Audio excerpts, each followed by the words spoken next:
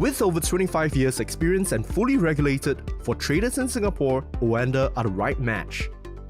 With over 70 forex pairs, commodities, indices and bonds. Intro. Really love it, guys. Hi, everybody. Welcome to VR Essentials. Let me just close the window very quickly.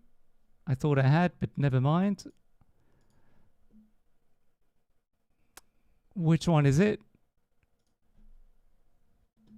Okay, it's in my ears. That's why. There's a bit of a delay. So let me just change the camera. There we go there. Welcome to VR Essentials. Today's all about the Oculus. Sorry, not Oculus. It's so hard for me not to say Oculus after 3-4 years. Keep saying Oculus Quest or whatever, you know, what have you not. Of course, now it is officially only Meta. There is no such thing as the Oculus Quest. It's just no more. It will be the Meta Quest 3. And by the way, guys, have you seen the video that has been released by Meta on Zuckerberg's Instagram and also various different things? Let's check it out very quickly just to show you what it all looks like, because it's pretty awesome. Check this out.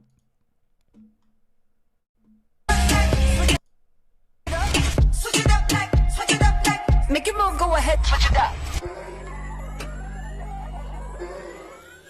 What you gonna do with the power? What you gonna do with it? What you gonna do with it? What you gonna do with the power? What you gonna do with it? What you gonna do? What you gonna do with the power? What you gonna do with it? What you gonna do? What you gonna do with the power? You gonna go ahead, switch it up. Switch it up. Switch it up. Switch it up. Switch it up. Hello, about to be a good time. Switch it up. Switch it up. Switch it up. Switch it up. Switch it up. Make it move, go ahead. So guys, very excited that the Oculus Quest 2 is coming this fall. So that's very exciting. Are you guys excited about this? What are your thoughts about this? And also, I have to say that the price was speculatively supposed to be much higher than $500 US. It was supposed to be something around like, I don't know, speculatively, people were saying that it was going to cost maybe $800 or $900 US. Supposed to be a more expensive headset. Now they do say it's from $500 US. So does that mean there will be another, you know, model that is a bit more high end, perhaps, or better memory or what have you not, that, you know, will cost you know, a couple $100 US more than the starting price? Who knows? But this is very interesting, very aggressive pricing, because the price brings it really very close to the Pico 4. And, you know, we all know that the Meta Quest 3, of course, in terms of specs, is going to kill. You know, it's really going to put the Pico 4 completely to the side. It will no longer be, you know, the best headset in the market in terms of the standalone VR headsets and specs. So there's also going to be a whole bunch of different things unveiled today. Now, the actual Meta gaming showcase will take place in about 20 minutes or so. You know, it's very exciting to be alive right now in the world of VR, because we also have, of course, other things that are going to be happening very soon. Let me just transition screen very quickly. There we go. You know, of course, there's going to be a ton of new games that are going to be available very soon on the Meta platform. So let's just take a look at some of them. There we go.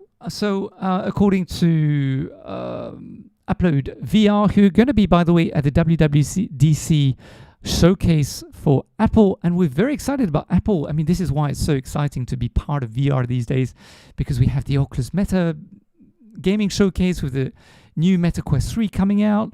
You know, we have a new VR headset that's going to be announced by Apple. Whoa, supposedly it's supposed to be announced, so, you know, hopefully it will be. There's still a 1% chance it might not be. And then, of course, we have all these new awesome games that might be coming out as well, including Organ Quarter, Transformers, Beyond Reality, PokerStar VR, Windlands, and a whole bunch of other games as well. So do let me know in the comments if you watch the replay, what are you guys really excited by? And also, by the way, I'm very excited about this specific game that's going to be coming out quite soon. Let's check out the trailer.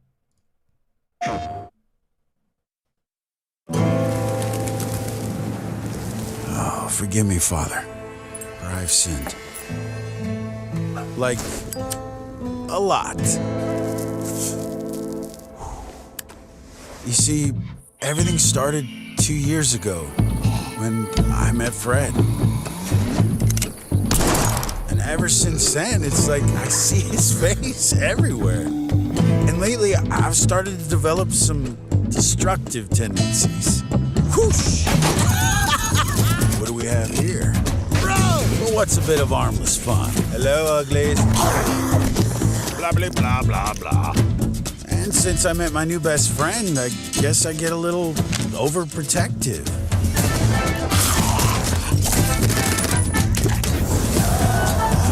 Okay, very overprotective. Now, I'd love to sit here all day and chew your ear off. I'll be right out, boy. But as you know, time waits for no man. Catch you later, Fred.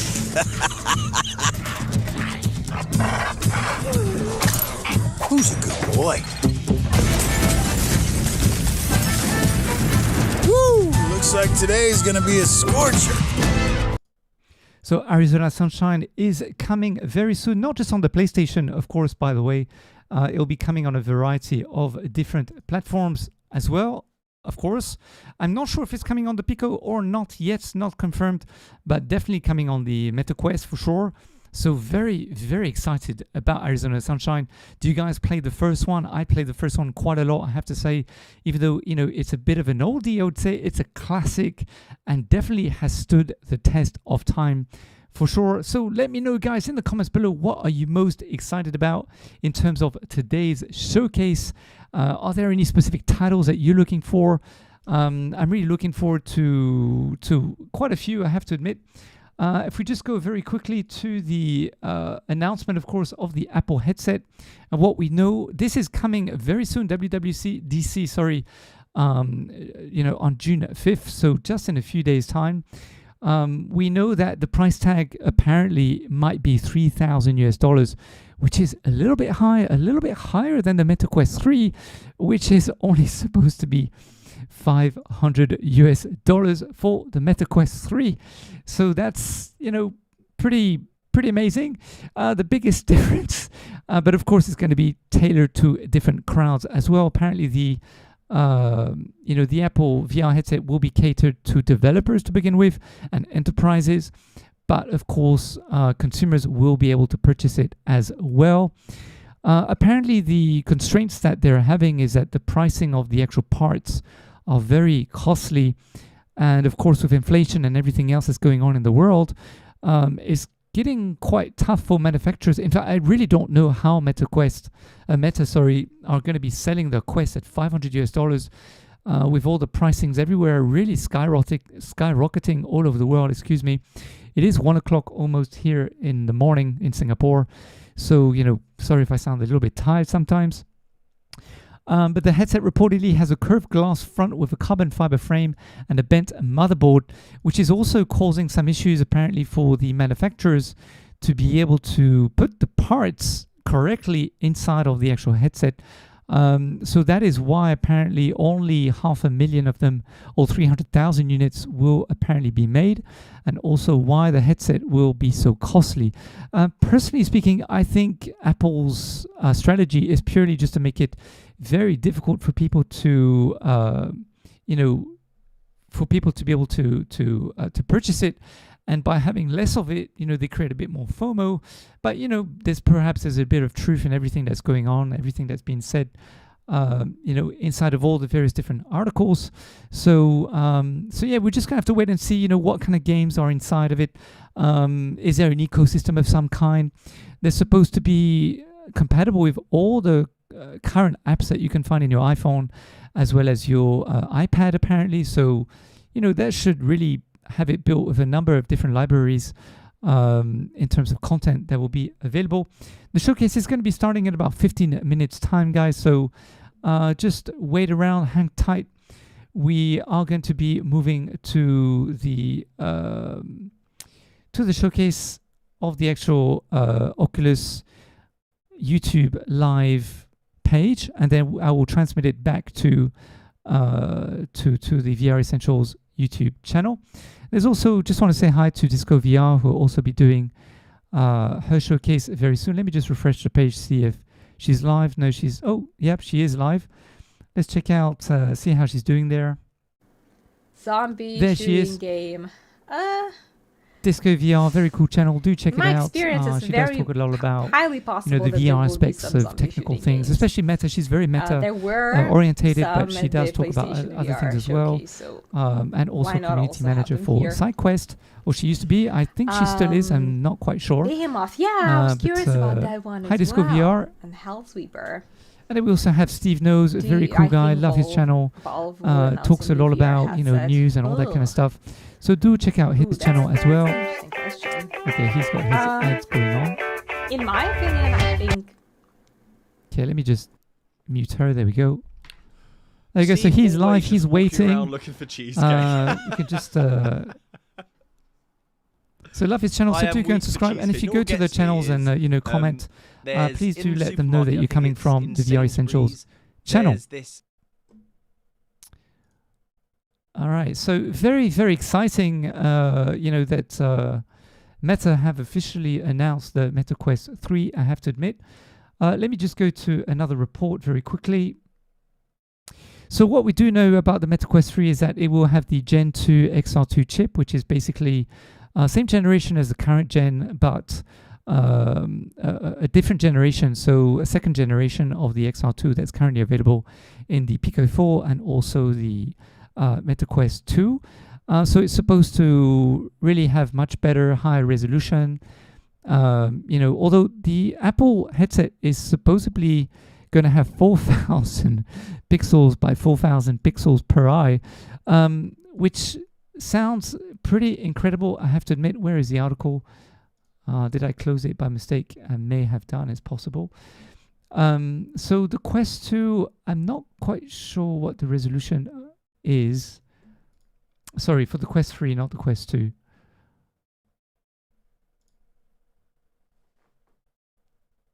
And also, we do know that from IDC, so IDC is one of the wholly owned subsidiary of International Data Group.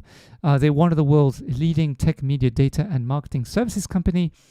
And they're really talking about how the world of VR is really doing pretty amazingly. This year in 2023, well, it hasn't finished yet. There's supposed to be about 10.1 million units sold this year. So, this just goes to show how VR is really doing well. It's still increasing. And also within the next few years, from 2023 to 2027, we're looking at a growth, a forecasted 5-year compound annual growth rate at 32.6%. So that would be, I don't know, about 100 million units to be sold by then, or maybe higher if really there's a big boom in the market all of a sudden, and if Apple really do provide that boost that we all need, because all the media, unfortunately, have been really, killing the world of VR because they really are anti-meta and trying to bury meta. Unfortunately, it's been shadowing the rest of the industry in saying that VR is dead, but unfortunately, it's not dead. In fact, this year, there's been about $1.1 billion US dollars up to $3.4 billion US dollars from 2023 to 2027 in terms of forecast in investment in the actual industry. That's pretty high, and that's not including, of course, Meta's investment, which has been absolutely huge. The spending apparently will reach up to 10.5 billion US dollars, growing at a 24.9% of annual compound rates from 2022 to 2027. Now that is pretty massive in terms of the actual industry, both in AR and also VR. So not just VR, but we also know that VR and AR are kind of in terms of competition, they're side by side, but they're at the same time competing against one another.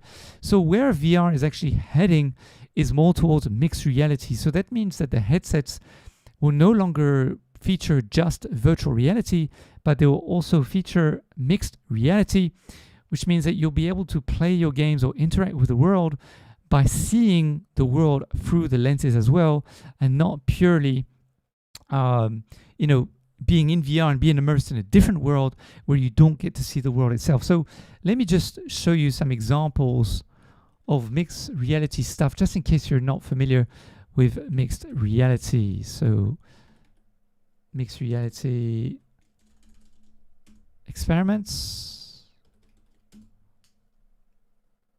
There we go. So this would be, okay, this is NAD, excuse me.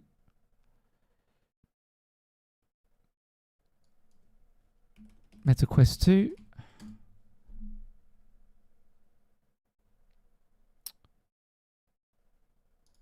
My name is Gabby. My job is to figure out how to get people to our So yes, website. mixed That's reality why I really use means that you can interact SEMrush. with They the world For the past as well few as days, being I in replaced my VR. So here you have laptop someone with with a headset VR on, headset. You see, and the new basically VR they have goggles the, from okay, they Meta, put the headset Meta on Quest now, Pro, and now everything's have in color VR. cameras on them, so you can But actually you can see also your mix surroundings your and get an real augmented world reality experience. with your And this actual makes things more virtual interesting. world You might have seen Mark at has the same proudly pointed time out that you as could connect well. the Let me just desktop skip. or until I got the one I want. Different virtual workspace, so you can go to like a lakeside office or something, and So I I find believe that I this is like the this better Meta because there's Quest fewer Pro. distractions, and most importantly, like what's going on. Another my laptop. So because Meta Quest I Pro usually have hasn't water done right as here. what, you know, I had as that well sitting on the as, ground because I did not want to what destroy my Meta laptop really wanted from to do moving my this arm year. and The not sales haven't been realizing that it's great. there.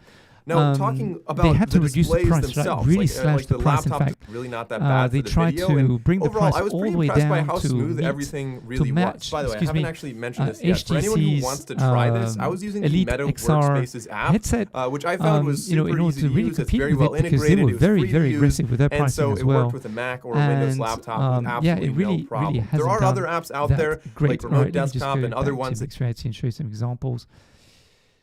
Okay, is this it here?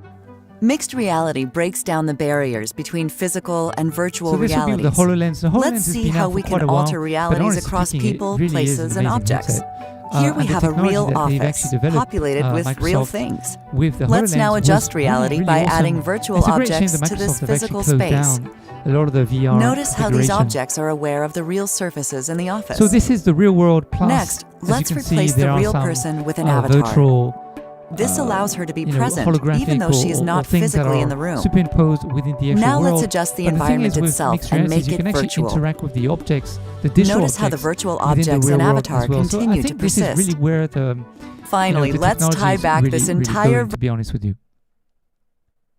All right, got another 8 minutes to go.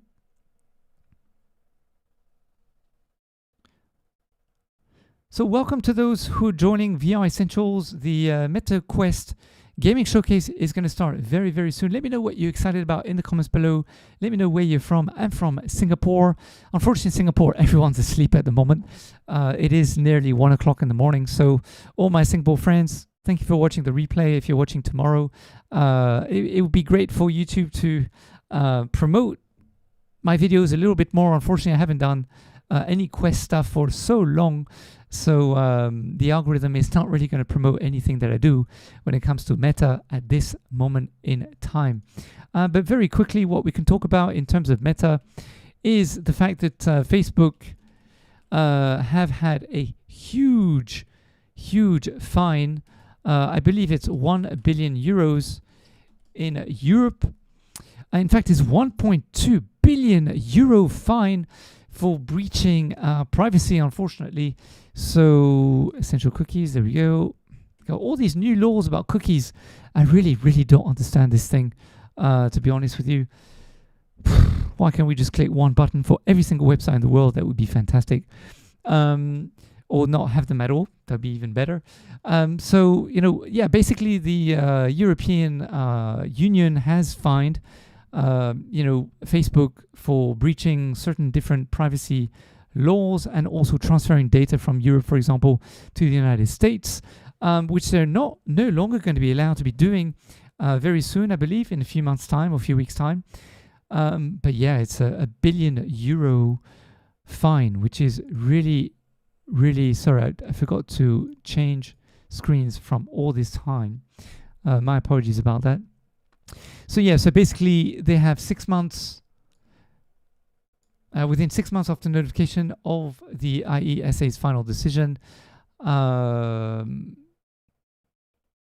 assessment expressed by the EDPB in its binding decision adopted on the basis of art to call 61, okay, blah, blah, blah, blah, blah. Yeah, but basically at the end of the day, Facebook or Meta have been fined 1.2 billion euros, which is absolutely amazing. Hey, Ju, how's it going? Welcome back to the channel. Good to see you. Do let me know, guys, where you guys are from. Okay, let me just check the time though, because the stream's going to start in 5 minutes. Let me just read some comments before we go to the stream. So let me just go to our YouTube channel. There we go. I'm there. Let's just read some comments from people. I'm going to do this completely randomly. Let me just one step back. There we go. Love you guys. Thank you so much for your support. Okay. Let's go to someone. Okay, so Pico 4 Ultimate PC VR. Nearest1277 says, well, personally, once I get Pico 4, I'll set all PC VR games to lowest graphic settings. I do have 30 series card, and I'm a gamer that don't give a damn about graphics. I just want 90 FPS non-stop.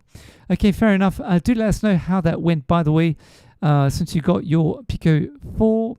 Let's just go to... Oh my god, this video is so old. I think I recorded this about 3 years ago. How to use the Oculus Go controller. Is it hard to play Minecraft VR with that controller? I haven't actually tried it, and I don't have the Go anymore, so I'm unfortunately not able to answer this query.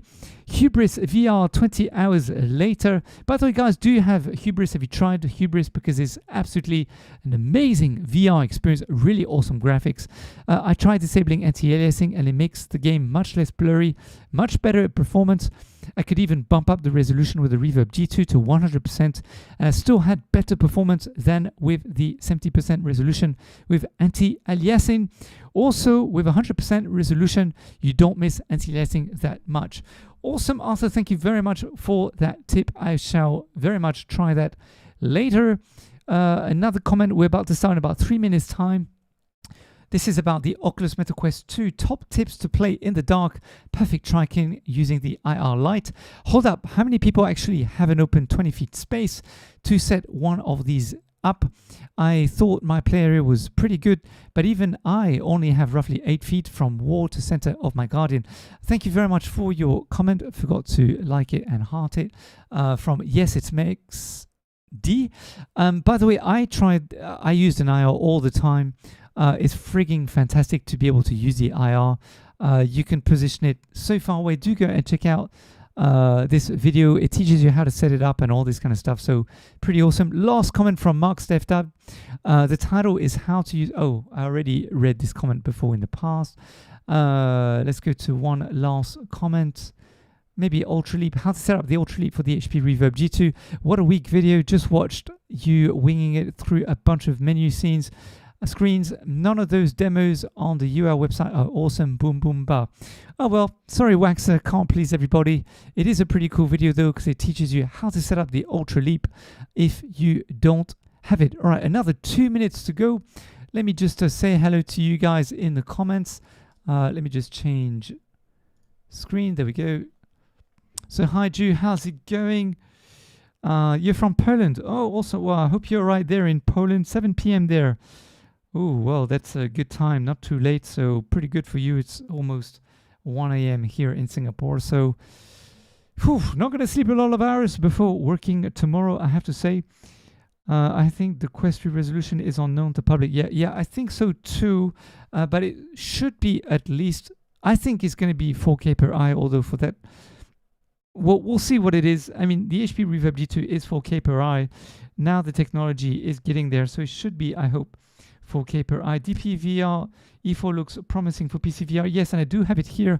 I was going to unbox it tonight, but I think I'll unbox it over the weekend and do a live stream over the weekend. So do hit the notification bell after you guys subscribe. All right, let's go to the Oculus Let me close her. Hi, Disco VR. Let's go to the Oculus. Okay, is it live? Are they live yet or not yet? Yes, they are. All right, let's start the stream with the Oculus. They're going to be live in 40 seconds. Ooh, very, very, very exciting. Very, very exciting. And I will, of course, put the sound on. Let me just change the... There we go. Let me just change to the desktop. There we go. All right, let's put the sound on. All of the games you're about to see today, even the ones you'll see for the first time, are slated to launch within the next year. There are always the risk of game slipping due to the very real challenges of development, etc., etc. All right, so 2, 1, 0. There we go.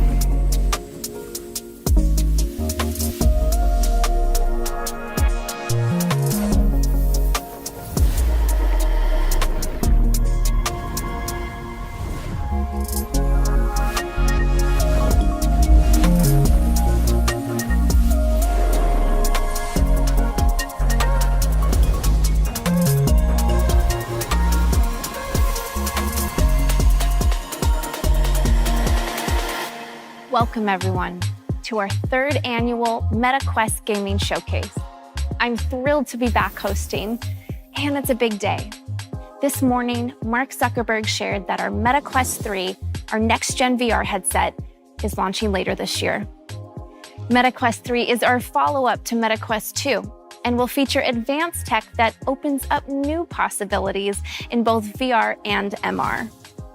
It will also be backwards compatible with Quest 2's entire library of over 500 games and apps.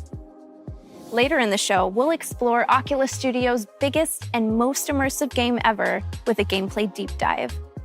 A game that will take advantage of MetaQuest 3's cutting-edge hardware. We have way more to share when MetaQuest 3 releases, including specs, more apps and experiences, and a whole slate of groundbreaking MR content. These are all stepping stones toward our long-term vision for building the metaverse. But for today's showcase, it's all about VR games. Every title you see today will be playable on both MetaQuest 2 and 3, and is currently set to launch in the next 12 months. So let's get started.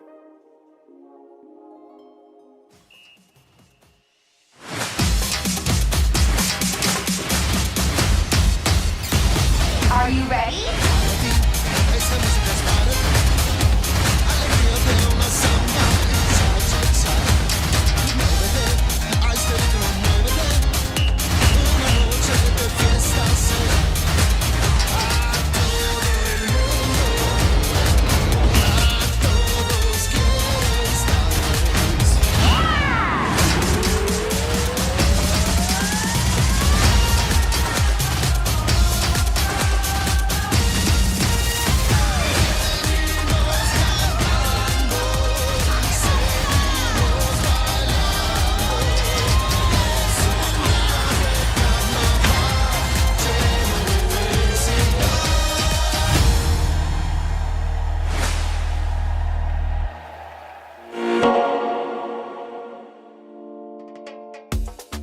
Samba de Amigo in VR.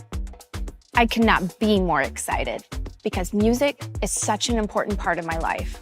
I was a professional musician for years, and at Meta, I've gotten to work with the talented teams behind a bunch of other rhythm games. Playing Samba de Amigo in VR feels like it's always belonged here. And I can't wait to see everyone shaking their maracas when Sega brings the game to the MetaQuest store this fall. Back in February, Shell Games revealed I Expect You to Die 3, Cog in the Machine. Today, I can confirm that this 3rd helping of Spy Hijinks, or Spyjinks, is coming to the MetaQuest store this year. Hopefully your skills haven't gotten too rusty, because this threequel will send agents on their most challenging mission yet. Confront more villainous villains, tackle more perilous perils, and expect to die a few more times. Oh, you are either very strong or that steering wheel was not attached correctly. Dr. Roxana Prism is a former inventor for the agency. She truly believes she can create a better agent. Oh, hey, Alvaro Butler. You'll either prove her wrong, or prove her right. You're dead in that second scenario. Once you're dead, everyone will see just how superior my robots are to human agents. Hey, you found some nickel. Do it again and you'll have 10 cents. Every time we encounter Agent Phoenix, we get stronger. Check this out, we can fly now. It's simply a matter of time and iteration. You think that's the end? It's not even begun. Are you using Dr. P's notes I left in there? Aren't they great? Sometimes I look at them because they make me happy. You don't have to play the series in order, but if you'd like to, you'll find the first 2 games bundled in the MetaQuest store for 40% off for a limited time. That's not all Shell Games is working on. They made a promise at last year's showcase. 3 games over the next 2 years. Hot off the press, let me introduce you to Silent Slayer, Vault of the Vampire. Silent Slayer is a single-player horror game that'll bring you face-to-face with slumbering vampires. And as you might guess from the title, stealth is key to survival. As Shell Games puts it, silence is golden, sound is death. Spooky. Let's take a peek. Keep silent. Gently. At last. Aim for the center of the chest. And do not be gentle.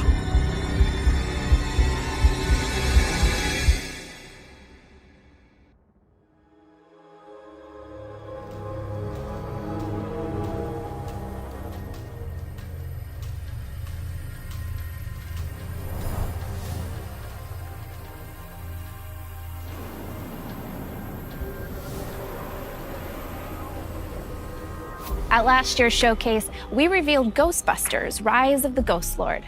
And then I got to drive off into the sunset in the iconic Ecto-1. For this year's show, Sony Pictures VR and nDreams put together a little dossier on the Ghost Lord himself.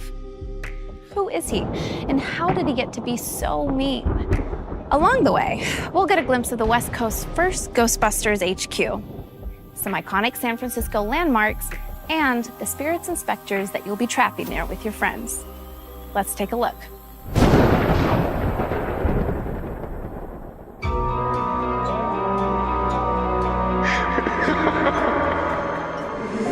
You think you know the whole story of the Ghostbusters.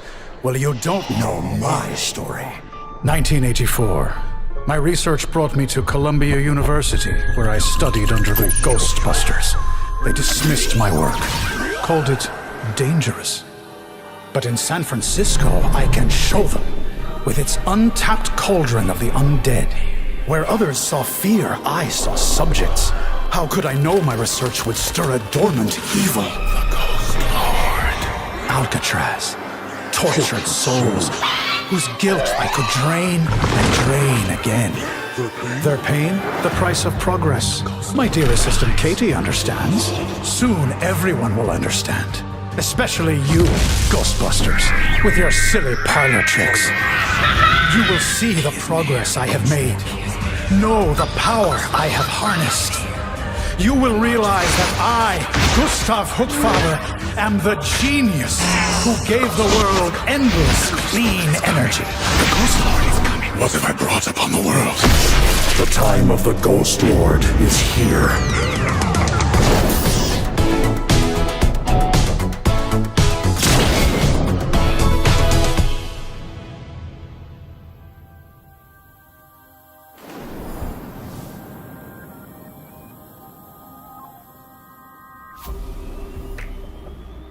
Check this out.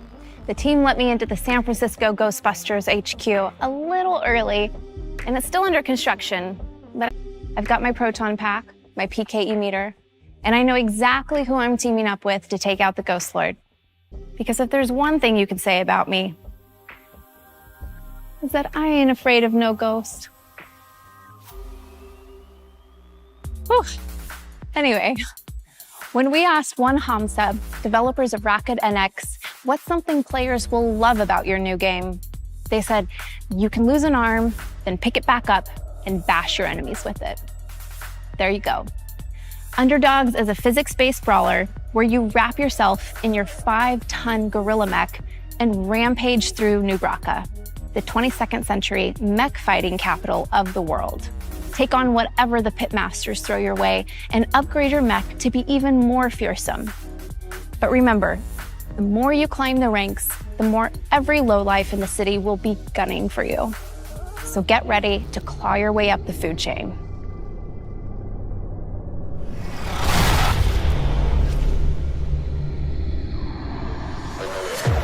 Yo, this city ain't never gonna let two base boys like us in.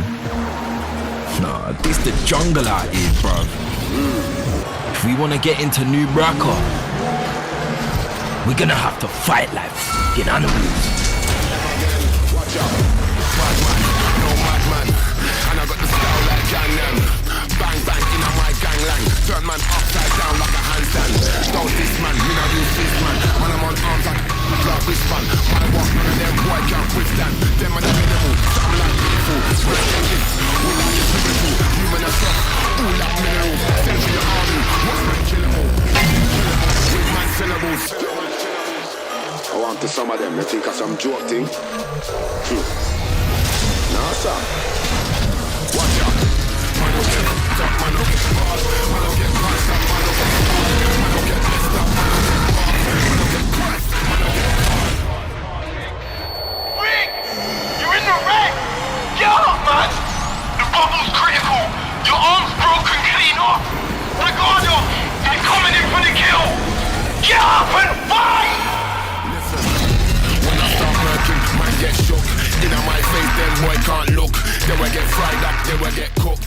All south side don't get overlooked. You don't get.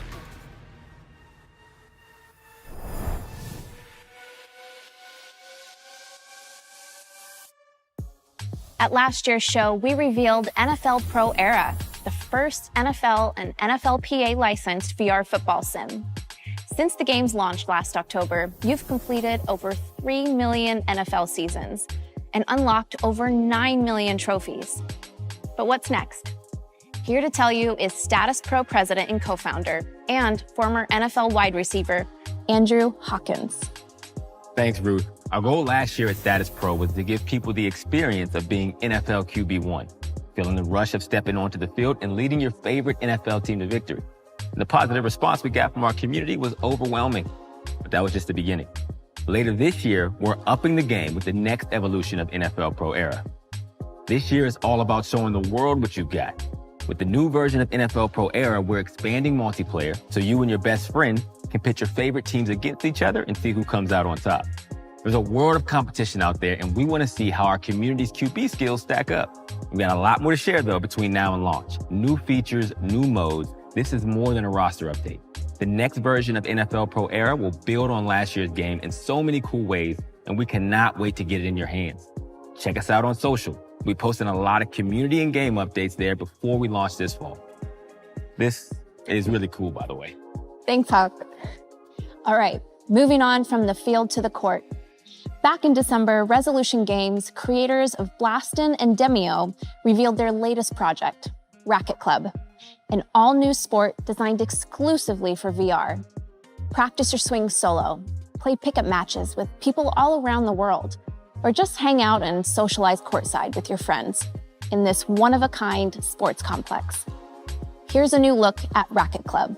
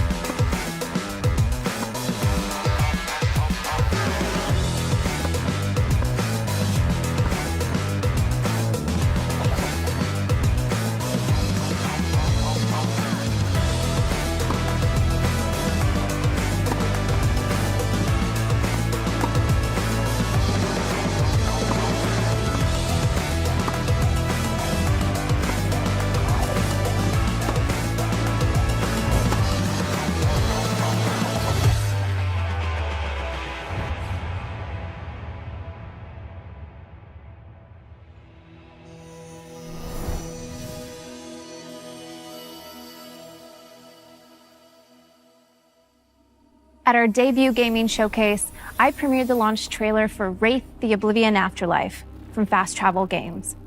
It was the first VR game set in the world of darkness. And today, we're diving back into the world of supernatural horror with an all-new adventure RPG, Vampire: The Masquerade Justice, which will send you to Venice, but not the Venice you see on postcards. You are a vampire, comfortable in the city's darkest shadows.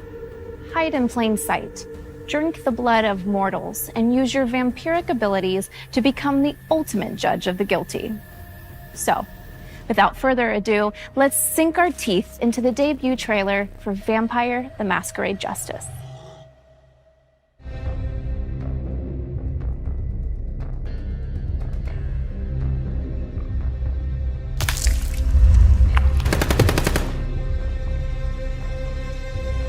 Venice.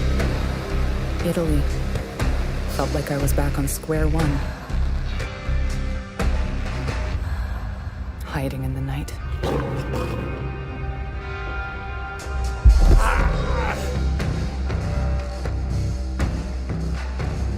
I didn't want to get dragged into this. But the guilty must be punished.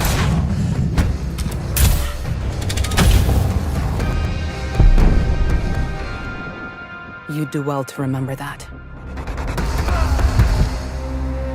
Because if you don't, I'll make things very uncomfortable for you.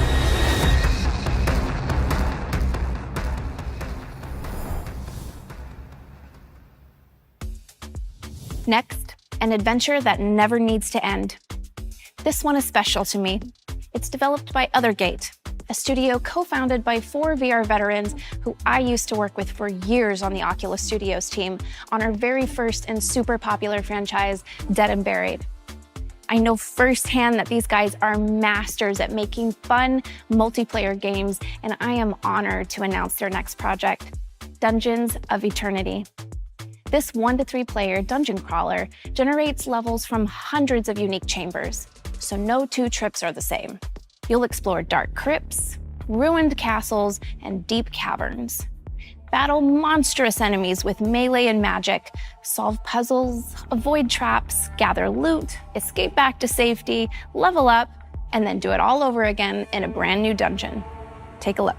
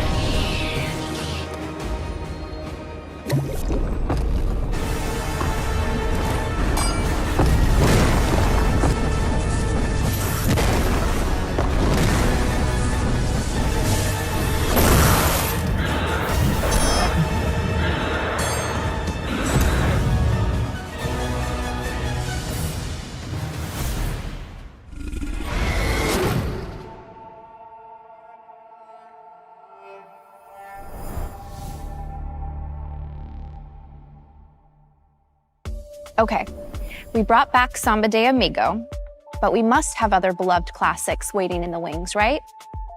How about one of the best-selling games of the 90s? An iconic mystery, maybe? Something a little spooky? Yeah, I think we have one like that. I'm here to help. There are many like me here, trapped in this house.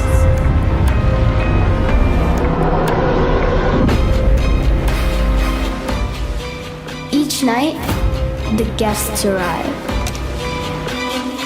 Stout, what do you want? Show yourself!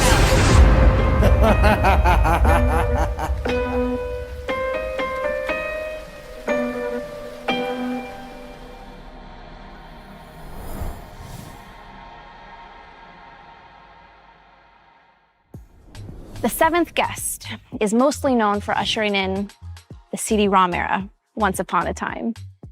But it's a great puzzle adventure game. And it's cool to see Vertigo Games and Vertigo Studios Rotterdam staying true to the original, but reimagining it for a new era. The team is using volumetric video to capture the live action performances of actors to help tell the game's story. They're also fully recreating the iconic mansion in 3D for the first time. Just don't be surprised if it starts changing shape around you. It is haunted after all. In addition to The Seventh Guest, Vertigo is working on Arizona Sunshine 2, a sequel to one of the most popular games from VR's early days. This one people have been waiting to see for a long time, including me. You might have seen the CG reveal recently, but today we have another short teaser for you. Time to say hello to your old pal Freddy, and hello to a new friend as well.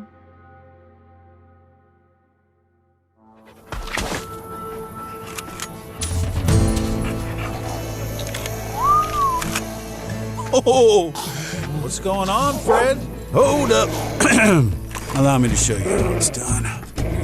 Nice, but... Oh, yeah, that's gonna do. Watch and learn. What the? Get a room. You know that only counts as one. In Arizona Sunshine 2, you'll survive the desolate waste of Arizona with your new best friend, Buddy, who you can trust to have your back, even when Freddies are trying to take a bite out of it. Arizona Sunshine 2 launches later this year, so be sure to check out the game's extended CG reveal trailer if you haven't already. Okay. Last November, Netflix and Tenderclaws revealed that the hit series Stranger Things is coming to VR. I hope you're comfortable in the Upside Down, because you're going to be spending a lot of time there. In this chilling psychological horror experience, you are Vecna, invading people's minds and conjuring up their worst nightmares as you look to take revenge on Eleven and her friends. Stranger Things VR comes to MetaQuest Store later this year. And here is a brand new trailer.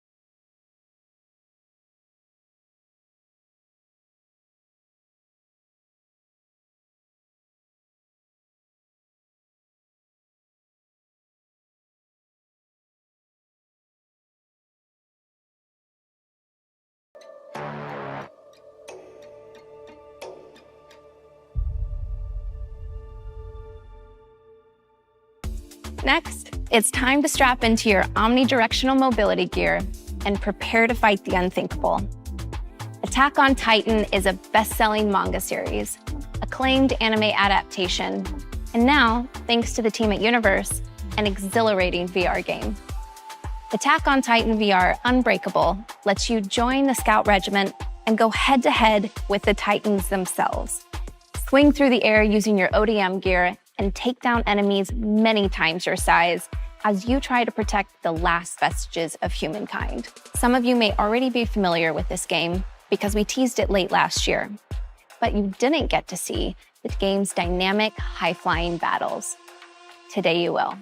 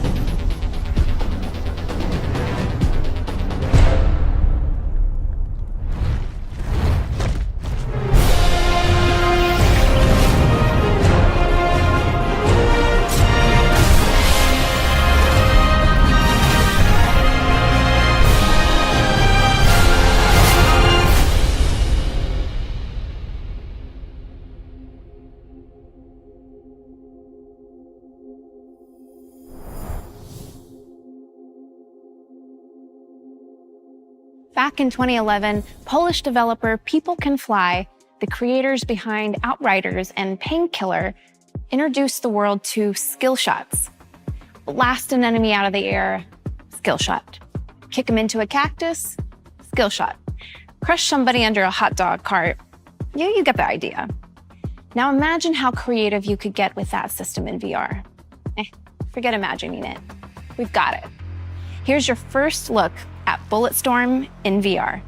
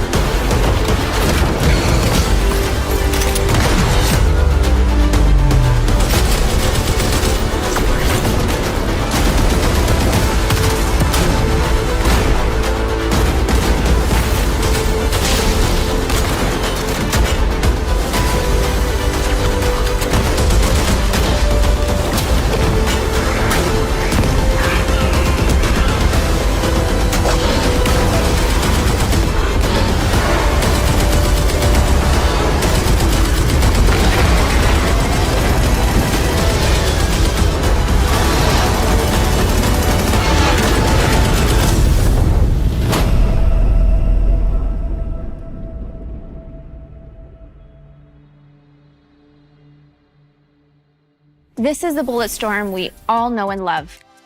Every skill shot, every story beat fully recreated from the ground up for VR.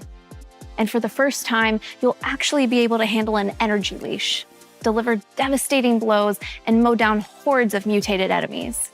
So book your ticket to the planet Stygia for later this year. And thanks to People Can Fly and Incubo for bringing such a fun project to life.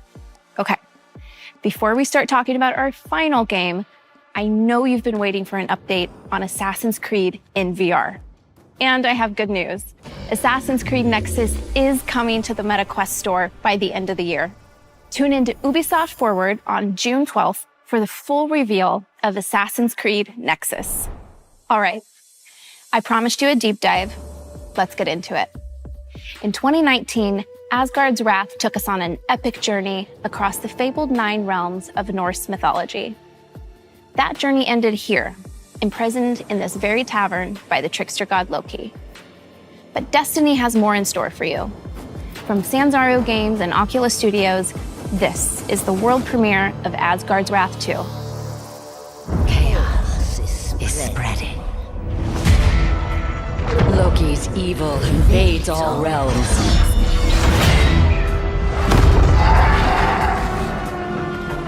He must be stopped.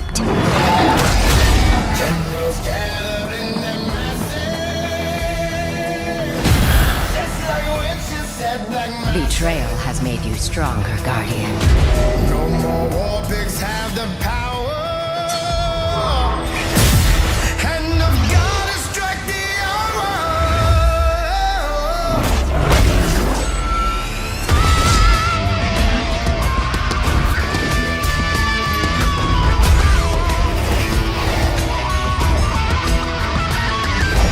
Your reality is mine, Guardian. Exact your vengeance. And unleash your wrath.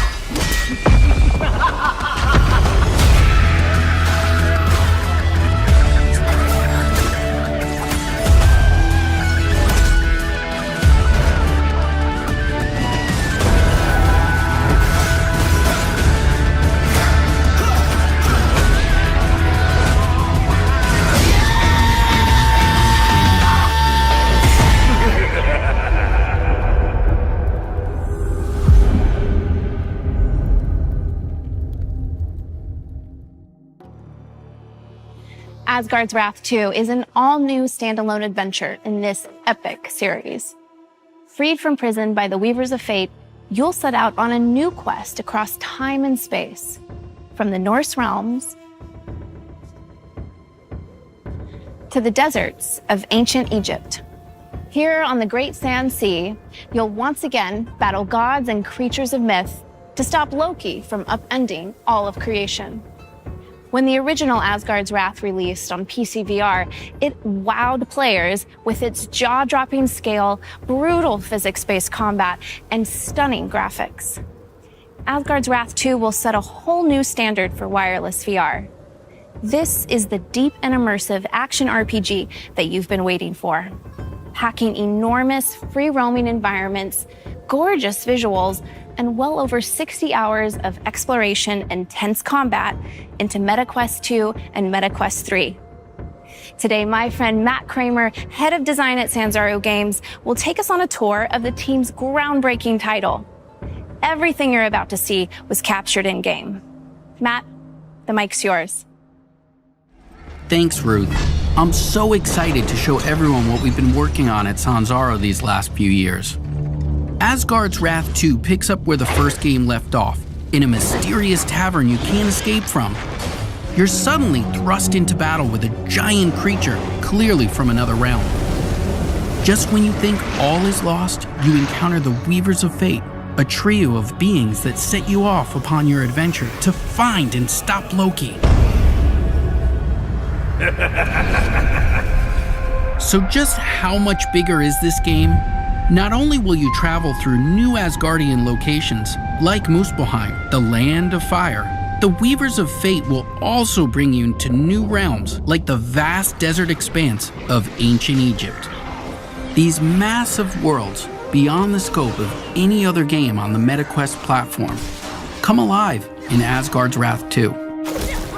Dotted with temples, caves and dungeons, characters to meet, travel well, monsters to battle,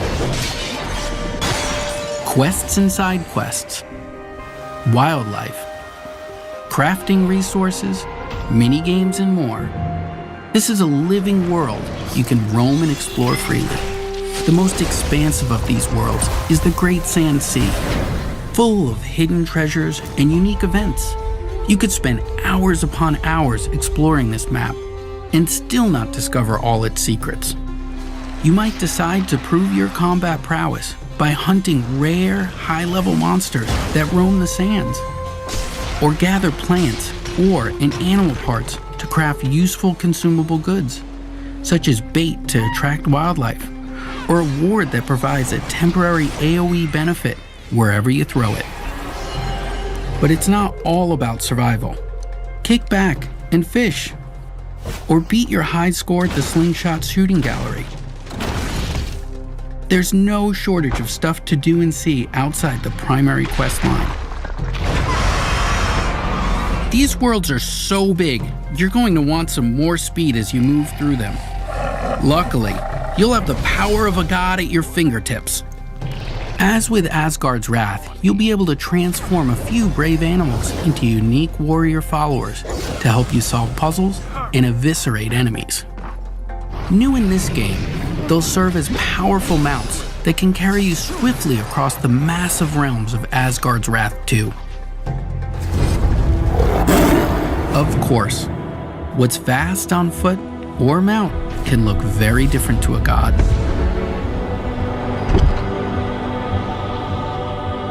Like Asgard's Wrath, you'll also see the world from the god-scale perspective and use your cosmic powers to manipulate the mortal world around you.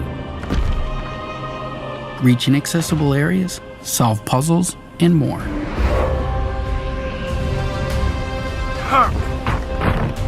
You can't save the world alone, though. Egypt is full of would-be heroes who need your godly assistance to enter the realm of legend. Each hero in Asgard's Wrath 2 is completely unique. Different weapons, different skills and abilities, and different strengths. By possessing these mortals, you can help them fulfill their destinies and get closer to yours as well. The first of these heroes is Abraxas, a cynical tomb robber with a grudge against the gods. You and Abraxas make an unlikely pair, but you'll have to work together to take down fearsome enemies like the bloodthirsty goddess Sekhmet. Abraxas seeks vengeance against Sekhmet for the murder of his father. With his boomerang axe, whip sword, and bladed shield at your command, he'll stop at nothing to defeat her. Combat was one of the aspects players loved most about Asgard's Wrath, us included. It was vicious and brutal. Whether swinging a sword, throwing an axe, or even using your fists, the combat made you feel powerful and skilled. In the first game, the combat favored a defense-first approach, meaning you had to block and parry a series of enemy attacks before you had a chance to remove their runic shields. This loop had to be completed 3 or 4 times before you could start damaging an enemy. In Asgard's Wrath 2, our updated combat system is centered around player choice. Nothing is holding you back.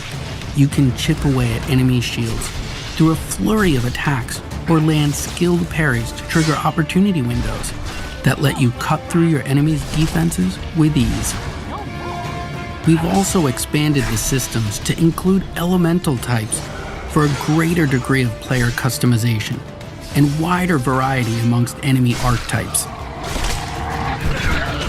This time, we have a full physics system implemented for weapons, with swords, axes, bows, staffs, and more at your disposal. You can find a combat style that's right for you. But you'll need to change up your approach, as enemies will now react to your every movement and switch up their own attacks. You'll also unlock new skills and abilities as you level up, letting you invest further in the weapons you use most. Unlock powerful abilities and super attacks to truly change the game. Nothing feels better than seeing your weapon soar into the air and rain down on a horde of enemies. You'll also discover relics you can slot into your weapons and armor that will provide you with powerful buffs, like adding fire damage to your weapon or heal over time, allowing you to customize your weapon set against each enemy you face. But you won't be the only one leveling up. Your animal followers have their own skill trees and will grow in power the more you spend time with them. Even with an upgraded companion and all these powers at your disposal, don't think the enemy AI will go easy on you. As you level up, so will they, gaining new abilities, smarter tactics, sneaky counters, stronger armor, powerful super attacks, and relics to use against you. Some will even heal each other, boost each other's damage, or call for reinforcements. You'll have to use all the strength, endurance, speed, and quick thinking you can muster to forge a path through the ravenous enemies that lay between you and your destiny.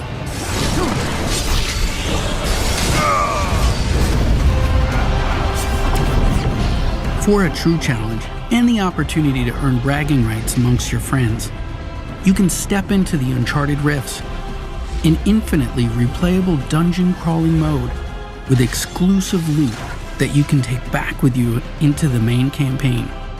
The rifts are always open, so you can visit at any point during or even after the campaign and put your skills against some of the toughest time-limited challenges the rifts have to offer.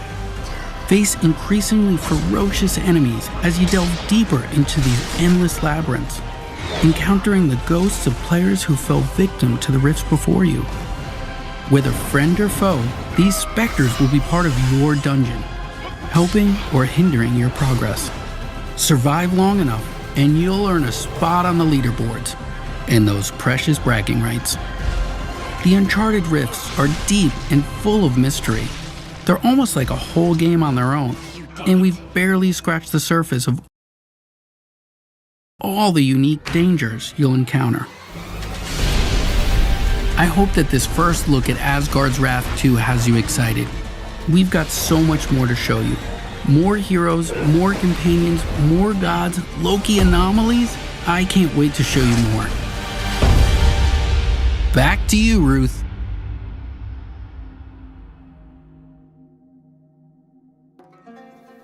Okay, now head over to the MetaQuest store because pre-orders of Asgard's Wrath 2 are open.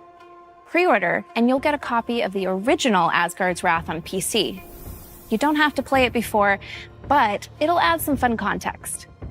You'll also get immediate access to the great Sandsea home environment I'm standing in now, and unlock an exclusive Asgard's Wrath 2 themed character, as well as the title of Cosmic Guardian in Population 1. And once Asgard's Wrath 2 launches later this year, those who pre-ordered will get access to the Sword of Ra and the Sun God's battle armor. That's the end of our main showcase, but stick around for more, because up next, we have some of the most passionate VR creators sitting down to discuss the games from the show. And while you're there, we're running a sale on favorites like NFL Pro Era, Resident Evil 4, Bone Lab, Among Us, and many more. And like last year, we're also giving away this awesome room I'm standing. Hey guys, so what are you most excited about? There's more coming, as he just said just now, so that is really, really awesome. And guys, thank you so much for coming to the stream today. Really didn't expect so many people, to be honest with you, as I haven't done any meta streams for 2 years or 3 years. As those who are used to the channel know, I decided not to use any Oculus Quest headsets since the Quest 1 and the Go, which I loved. That's how I got into VR with the Oculus Go. One of the best headsets I've ever had, to be honest with you. It was even better than the Quest 1 in the Oculus Quest 1 in many respects. Of course, it didn't have the 6 degrees of freedom that the Oculus Quest 1 had. But the Oculus Go is absolutely amazing. Great entry to barrier for VR. So what have you guys been most excited about that they've showcased so far? For me, if I look at some of the games that they spoke about, let me go to the list.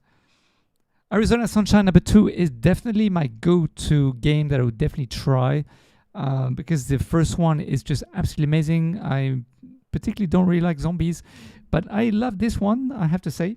And also I thought that the other one that was interesting was, Netflix seem to be going all in on Stranger Things. I have to say that the style of the VR app looks very interesting, with the cartoony kind of effects, not trying to make it look perfect, not trying to make it look hyper realistic, and at the same time just trying to shy away from graphics that make it look a bit blocky and not super polished. So it's always good to go the manga direction, making it look more cartoony, which gives it a bit more realism and more immersion when you're inside of VR. And then finally, the other one that I'm really looking forward to, personally speaking, I think is Bulletstorm, the first-person shooter. It reminds me a little bit of Halo, mixed with a little bit of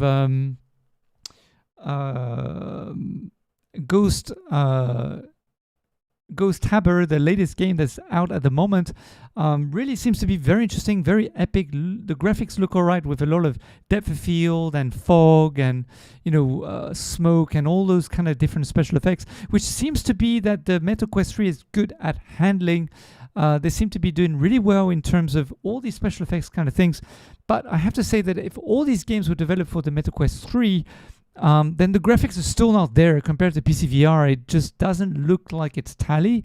And also there's no car racing sims announced, and there's no play sims announced that are, can even match Microsoft Flight Simulator. Excuse me, it's almost 2 o'clock in the morning, so I might be slurring my words a little bit. So yeah, it seems to be very interesting. All the graphics seem to be very, I don't know, it just feels very much like the Oculus Quest 1, to be honest with you, in many respects for me when I look at it from a screen point of view. But it's very possible that once we go into VR, it'll be very different. Of course, the screen door effect will be something that probably will be very much non-noticeable in the Quest 3. I would imagine they'll be using pancake lenses and not Fresnel lenses. But again, not quite sure if that will be the case. Let me just transfer back to the stream. But do hit the notification bell after you subscribe to be notified. I will definitely get a Quest 3 this time for the channel. I might also get the Apple headset, so you won't want to miss all this content coming very soon. So guys, thanks again for joining the stream. Let's carry on watching. All right, let me just go here. There we go. And bring the sound on. Souls whose guilt I could drain and drain again. Their pain, the price of progress. My dear. Let's go to the live. don't have to play the first game. We've got an awesome recap that you can see in VR, and we retell the whole story. So first game, you're kind of a fledgling god. Loki takes you under his wing. And if you remember, Loki left you in a prison and you're trapped there. So the second game takes off with these weavers of fate intervening and helping you get out of this prison to track down Loki where he is.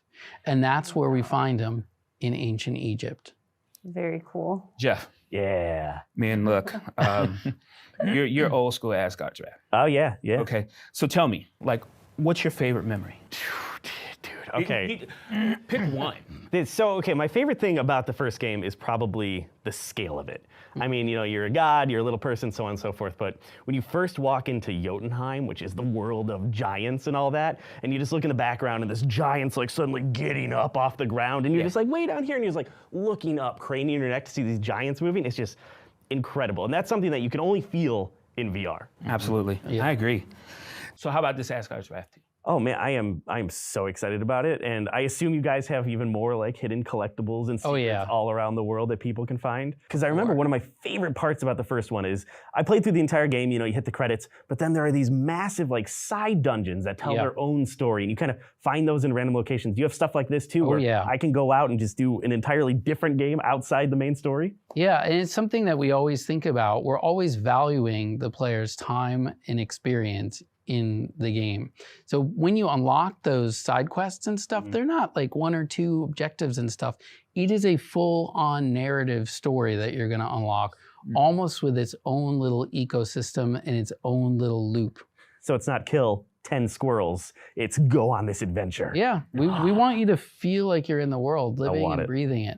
I can't believe that this is on Quest 2. It's just amazing to see this kind of graphics. And my question is, how could you do that on Quest 2, and how does it look on Quest 3? Yeah, great question. So first on Quest 2, so everything you saw, that's Quest 2 footage. Absolutely looks phenomenal. Crazy. And so we're just very conscientious about what our boundaries are, what we can do and what we can't. We make those boxes very early on in development, and those are the boxes that we live in. In terms of Quest 3, the feeling of the headset is superb. I've been using this for a couple months now. The form factor is primo. It is. Really? The other thing is resolution and horsepower on this thing is phenomenal. Oh, so it will even look better on Quest 3. Crazy. The first game, combat was hit or miss. On the really easy difficulty, it was actually more fun to do combat because you didn't have to do all this blocking, parrying, waiting for other stuff to happen. But in this one, combat looks so much more fun. But in addition to that, the weaponry. I mean, we got axes, and you're Captain America-ing a shield across there. You have this like a harp bow that's shooting things. That harp. What is that? What I do want to talk about is weapon diversity. So another thing that we haven't touched on is the sword that Abraxas has transforms into a whip. Oh yeah. And so traversal in general is taken to another level in Asgard's Wrath too. You're gonna be whipping across things. You're gonna be doing combinations where you're wall running to a couple wall runs, and then you're floating in air, and then you're using the whip to pull yourself. They're like flipping weapons. Yeah, cool. Let's say you have your mount, your wonderful mount we call Sabira, the Black Panther that you saw. She's over in the corner. She's all set up in mount form. You gotta rush. You wanna rush onto the mount, but she's really far away. Use your whip, pull your whip, boom, you're right on the mount, you're riding around. Oh, there's a mob of enemies out there while you're on the mount. I wanna go attack those guys. Use your whip, pull yourself right to the target, and you're right off the mount, toe-to-toe combat. And it's that kind of fluidity and feeling through the combat and the contextuals that really takes us to another level. Insane. Yeah, so it sounds like the weapons also dual, like being able to do something else. Are there any other weapons that do something else? Oh, we have a ton. I mean, the shield in its own has so many layers to it. You could throw the shield out, you could stop it in space. The axe, you could throw it, you could stop it, you can redirect it. All the weapons also have a puzzle layer to it, so you'll be able to use them for certain puzzles. You may have to redirect some switches or something, and you'll be using the axe for that. And the cool thing is that every hero that you meet, they have all different gear. So every character you're gonna meet, it's gonna feel like a totally different game in itself. And the coolest part is those characters you meet, those followers that you meet throughout your adventure, you bring them back to the beginning of the game, you bring them back to other locations to unlock further content. Yeah, so much stuff with the hero weapons. This game just seems to be full of the wouldn't it be cools, right? And that's how any game starts. I know, but, Yeah. but you know, the thing about it is a lot of times you don't get to put that stuff. And how did I he get just to want be to say, so cool. There's a couple of guys there on the video. Wait, let me go back to the stream. There, here we go. Cool moment. So there's a couple So you guys here. saw- I just want to say hi to them. So the first one is this lady here is called Jasmine. If you don't know her, let me go to YouTube. Boom. Let me go here. Let me go to Jasmine VR. There we go. She's a very cool lady. VR with Jasmine is her YouTube channel, so do go and check it out. She is part of the Meta content creator circle or group or camp or club, whatever. She's one of the official content creators, I think, for Meta, if I'm not wrong. But she does talk about other stuff too. She has a very, very interesting story. She, I believe she had a heart attack a couple years ago or something, and she managed to, have the strength to, get back on track and really make something of her life, which is really, really awesome. And now she works with another friend of mine called Skiva with a marketing company in marketing VR games. So she tries to seek for developers with him and other people to market their games and get them out of the rut so they can get inside of the App Lab and also MetaQuest Store, Pico Store, and various other stores online. So very, very cool lady. And then the other one, if we go back to here, okay, let me just pause it here. This guy here is called Voodoo VR, very, very awesome guy. He's from Germany. She's actually from California. She lives in, what do you call it, where all the startups are, in California, where Facebook's from and all that kind of stuff. That's where she's from. He's from Germany, called Voodoo VR, very interesting guy. Honestly, his channel deserves to be be much more recognized, because a lot of this, he's not actually, I think, part of the MetaQuest, the Meta club, I think. I don't think he's one of the actual ambassadors for Meta, but he was invited with her and a bunch of other people to take part in the show and all that kind of stuff. So he does have quite a lot of followers as well. I mean, he's got about 25,000.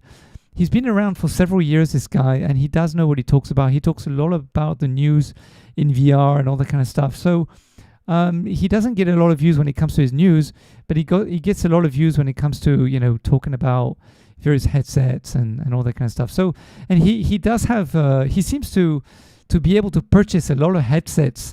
So he does know, he's got the biggest collection of VR headsets in VR. Like, if you look at this picture here, you can see behind him, that's all his VR headsets. Like, he's got the most VR headsets out of all the content creators in VR. Like, seriously, it's absolutely amazing as to the amount of VR headsets that this guy has. Is just absolutely crazy.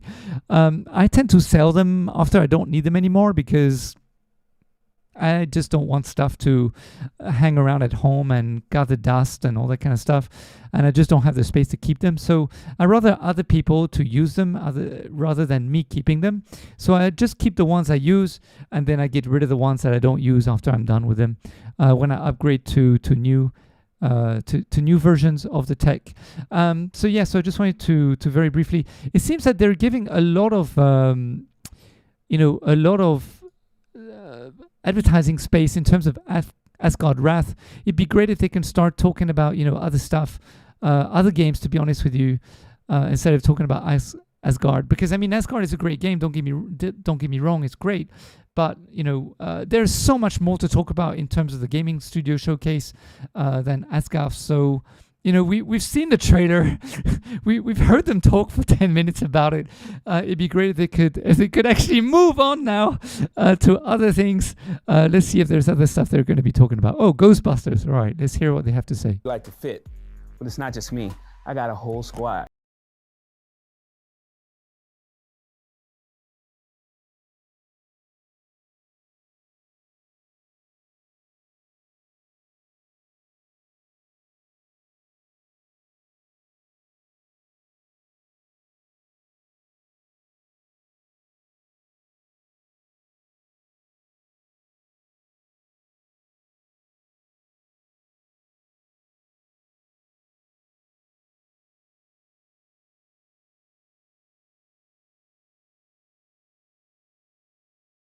What's up, Ida? How's it going? What's going on? And then finally, Gamertag VR is here. Hey. What's going on? Okay, man. All right. Thank you guys for stopping by. Hey. We just shared more about Ghostbusters, Rise of the Ghost Lord story, Villain, and announced that the game is coming fall 2023. But before we get to your questions, I'd like to ask each of you, what did you think of the new trailer? Ada, what'd you think? It was cool to see the design of all the different monsters as well as like the environments. What made you decide to go with that style for Ghostbusters? Yeah, well, there's so many themes to Ghostbusters, and we wanted to stay super authentic to the IP. We wanted that horror element, so there's some really moody environments in there.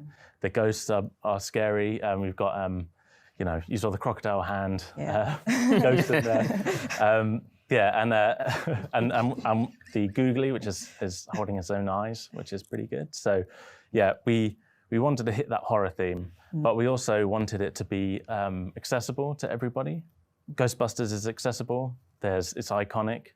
There's multi-generations of fans, and so we wanted every one of those generations to see the game and just buy into it straight away. That's and awesome. Yeah. It looked amazing to me, to be honest. Like, I love the graphics, I love everything. What stuck out to me was the multiplayer aspect of the game, right? Because the games I find most enjoyable are games I can play with my friends. So I just want to see how we're going to incorporate the traps, the proton pack, the scanner.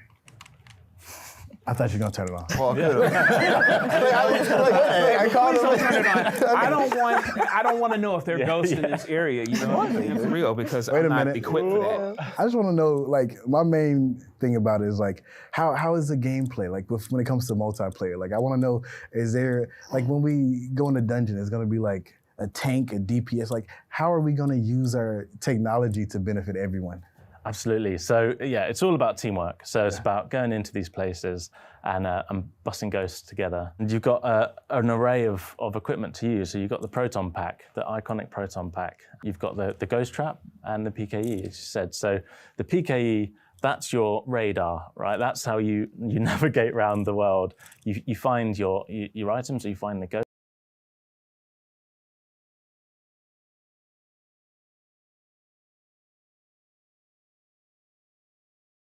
San Francisco. The city by the bay is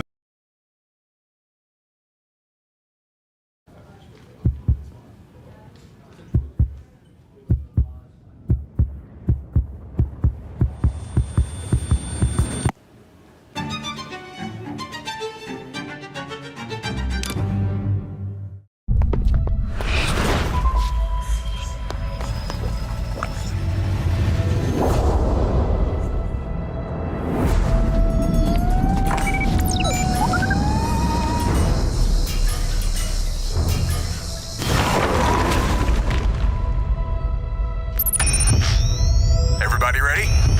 Ready. Same. Yep.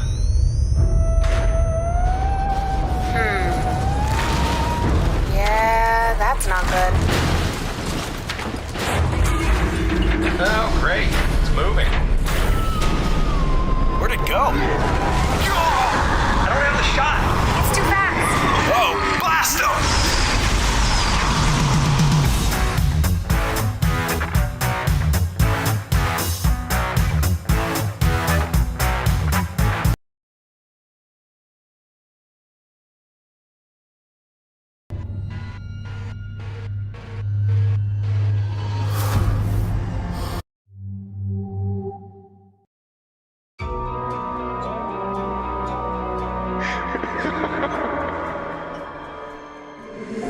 You think you know the whole story of the Ghostbusters. Well, you don't know my story. 1984. My research brought me to Columbia University, where I studied under the Ghostbusters. They dismissed my work, called it dangerous.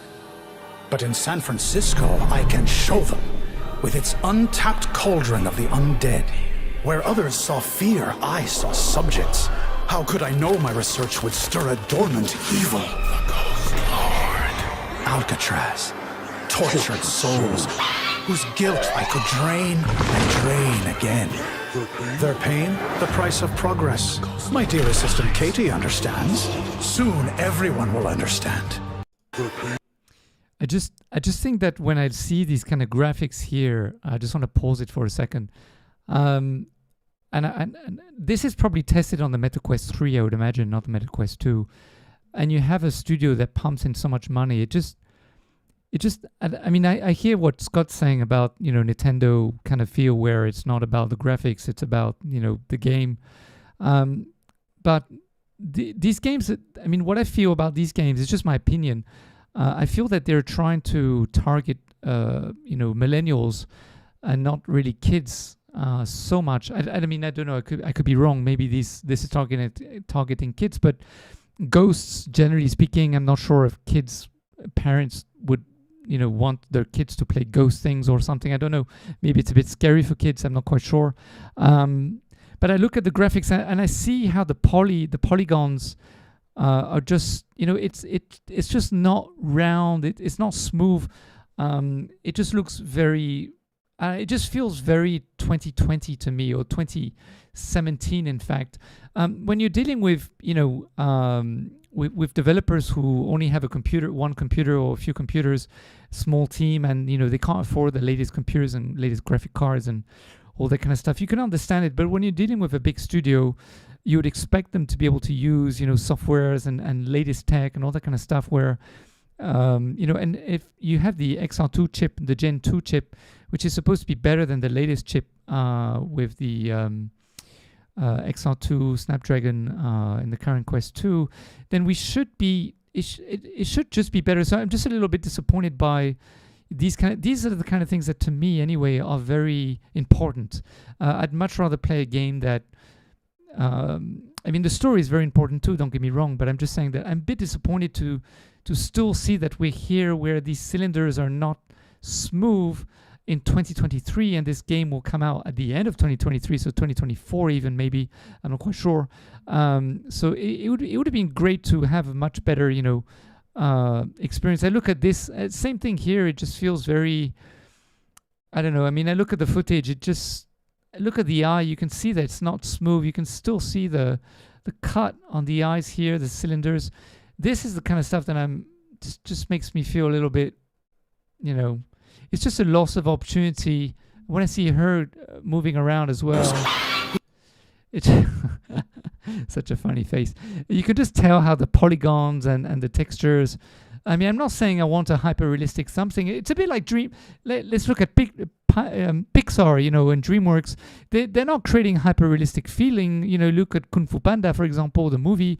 It's not hyper-realistic. It doesn't look like a real panda, but it looks smooth. It looks like something you could interact with that has life. So I would have imagined that it would be good to come to a level now in VR with the MetaQuest 3 where, it would be Pixar, DreamWorks kind of level graphics and not still, 2015 or 2017 kind of graphics is basically what I'm trying to explain. Whose guilt I could drain and drain again. Their pain, the price of progress. My dear assistant Katie understands. Soon everyone will understand.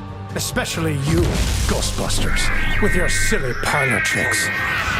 You will see the progress I have made. Know the power I have harnessed. You will realize that I, Gustav Hookfather, am the genius who gave the world endless clean energy. The Ghost Lord is coming. What have I brought upon the world? The time of the Ghost Lord is here.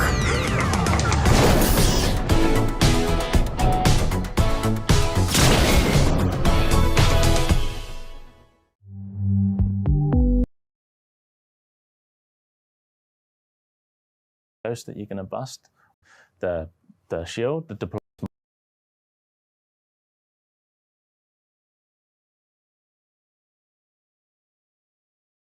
Make it pop. We wanted the characters to pop, we wanted the ghost to pop, and especially when you're dealing with these quite dark and...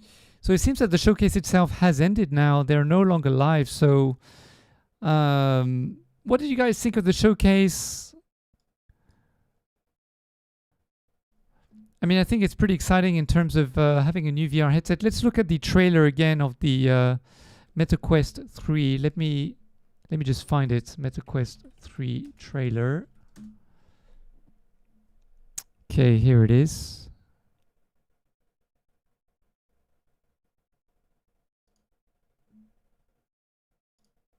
Okay, so there's an ad which is annoying.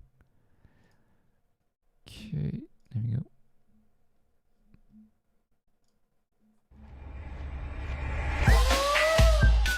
Bump it up another level. Like only you can do. Switch it up. Switch it up. Switch it up back. Switch it up back. Switch it up back. Switch it up. Switch it up back. Switch it up back. Switch it up back. Switch it up. Switch it up back. Switch it up back. Make your move, go ahead. Switch it up. What you gonna do with the power? What you gonna do with it? What you gonna do with it? What you gonna do with the power? What you gonna do with it? What you gonna do? What you gonna do with the power? What you gonna do with it? What you gonna do with it? What you gonna do with the power? You gon' go ahead. Switch it up. Switch it up. Switch it up. Switch it up. Switch it up. Hello, hello, about to be a good time. Switch it up. Switch it up. Switch it up. Switch it up, like, switch it up, like, make it move, go ahead. Switch it up.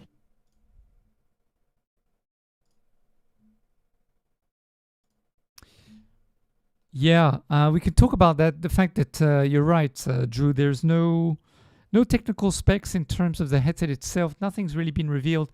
Just that they're basically. I think what they're trying to say is that because they've been talking about releasing the Meta Quest 3 for quite some time, and they haven't really been giving anything in the news because unfortunately Meta has been trying to shy away from metaverse and tell people that they've been more invested in AI so that they can basically get more get their share price to start rising, as they had a huge decline.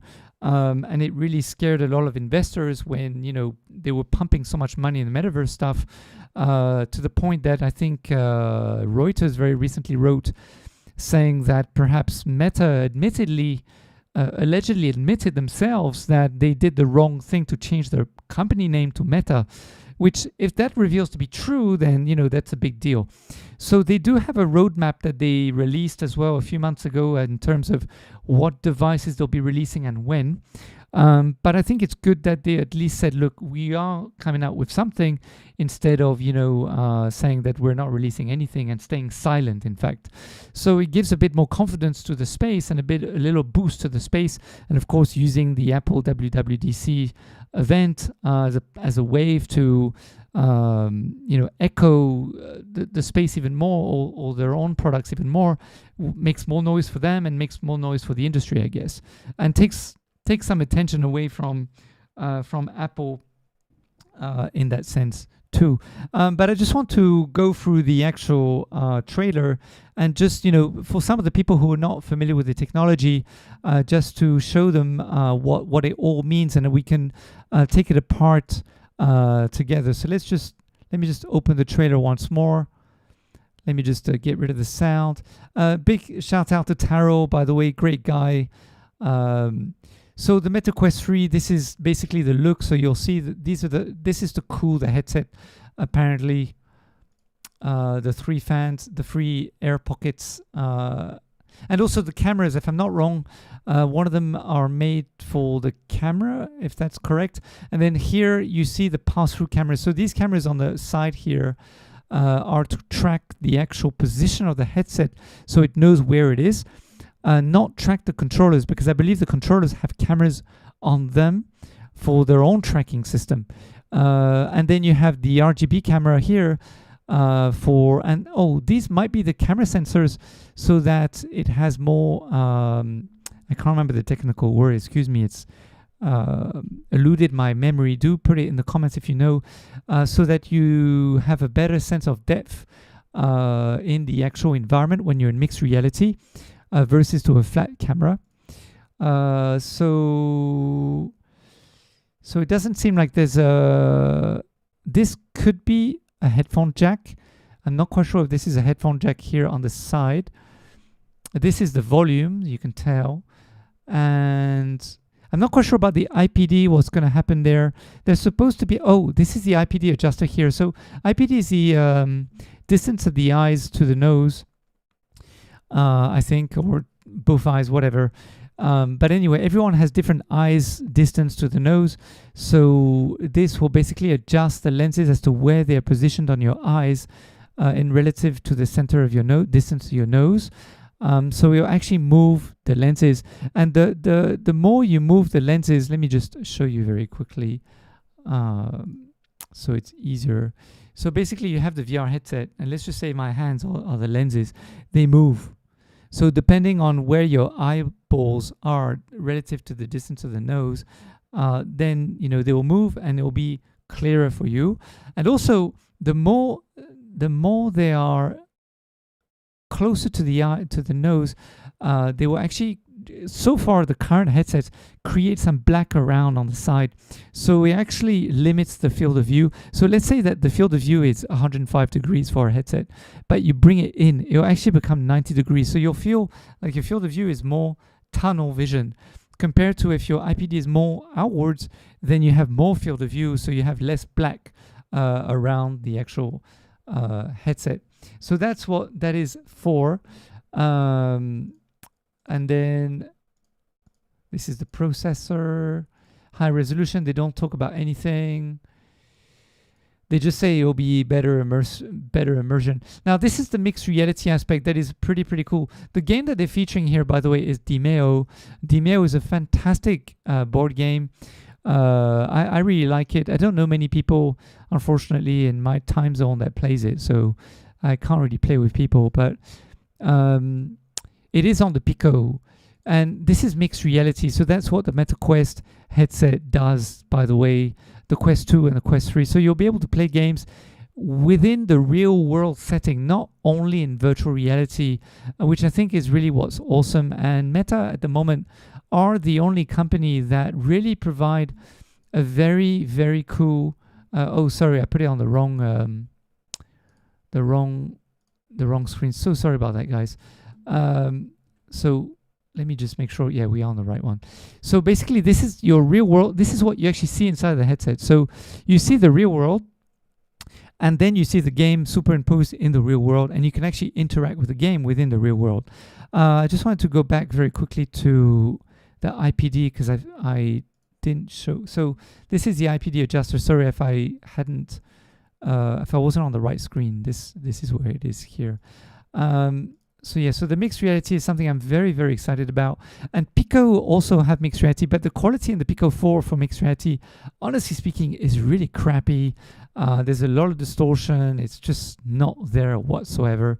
So if it really does look like this, I just want to make sure I'm on the right screen. Again, let me check the stream. Yes, I'm on the right screen. Okay. Then yeah, it really will be awesome if it really looks like this. So just imagine that you have the headset on, and what you're seeing right now on the video is from the headset. It would really be awesome if it really looked like that. I mean, that would just be absolutely amazing. And then the actual controllers themselves, of course, have cameras. I believe these controllers have cameras on them, although judging by the picture, by the video, I don't see the cameras on the controllers, because on the actual controllers of the MetaQuest Pro, if I go to the MetaQuest Pro very quickly, let me go to YouTube, and then let me go to MetaQuest Pro controllers. Let me just show you trailer. Let me just show you the controllers of the MetaQuest Pro. I've never tried the MetaQuest Pro, so I have no idea what it's like. I heard it's got good. There we go. You can clearly see the cameras here on the MetaQuest Pro controllers. So basically, they have self-tracking. You don't need a VR headset for them to track. So you can see the camera here, right? You can see the camera here on the MetaQuest Pro controllers, and they are compatible with the MetaQuest 2. So people who have the MetaQuest 2 can buy these controllers. The only reason why I would never buy the Quest 2 is simply because the IPD adjustment is really crappy. You only have 3 3 settings for the IPD, and I bet you it's just not going to suit me, and so I'm just not interested. And the graphics and all this kind of stuff is not as good as the Pico 4. I have the Pico 4 here, so I just wouldn't buy a Quest 2, to be honest. But you can see here on the controllers, there's no camera. So it's possible that either the cameras are hidden, or it's just not, the controllers won't be as good as the MetaQuest Pro controllers, which is very, very possible. It says deeper, larger, blah, blah, blah. But the graphics just, okay, maybe as I mentioned before, maybe the special effects, you know, are better on the MetaQuest 3 for the shadows, the glaring, the fog, the rain, the glowing stuff, you know. Maybe all this is definitely better, but you can definitely tell from the footage here. I mean, again, it doesn't look like DreamWorks or Pixar, you know, kind of graphics at all. It just looks really, you know. So developers, if really the MetaQuest 3 can give you the power of, you know, DreamWorks and Pixar kind of graphics, then I think the developers need to really take advantage of that and really push the graphics further, because it really is the developers who are now going to be able to push the boundaries of VR to the next level, and not keep things at a status quo. I mean, look at this. This looks really, really nice. Let me just go back. You know, this looks almost like real snow, and this looks really, really nice in terms of graphics quality here, I have to admit. So I hope developers take the advantage of all the, you know, the power that the Quest 3 can give, or other VR headsets can give. But again, when we look at the Ghostbusters or, you know, other games that are developed by really big studios, then, you know, again, not really sure if really it can offer that. So yeah, so you guys said that, Drew says that a bit disappointed by the showcase. I'm a bit disappointed by the fact that they didn't give more time or more, you know, they didn't interview the guys from Vertigo. That would have been really amazing to do a showcase for them. Instead of talking for like half an hour about Asgard 2, I mean, you know, great, but they didn't need to give so much time. I think that would be really cool. I also think it would be really fantastic to talk more about Bulletstorm. Let's look at Bulletstorm's trailer, because it really does look like a really cool game. Bulletstorm, right? So yeah, Bulletstorm VR trailer. Let's see if it's available online. Okay, so is this the one? Okay, let's look at the PlayStation one just to compare and see whether it's better.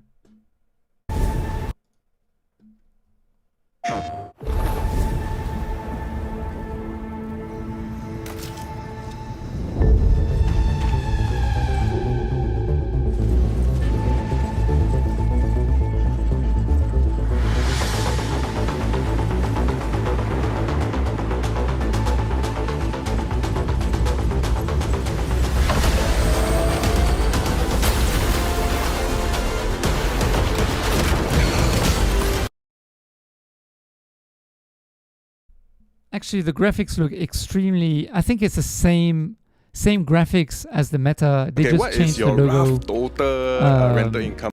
They just changed the logo on top, basically. So let's just look at the Meta one, since we're doing the Meta showcase.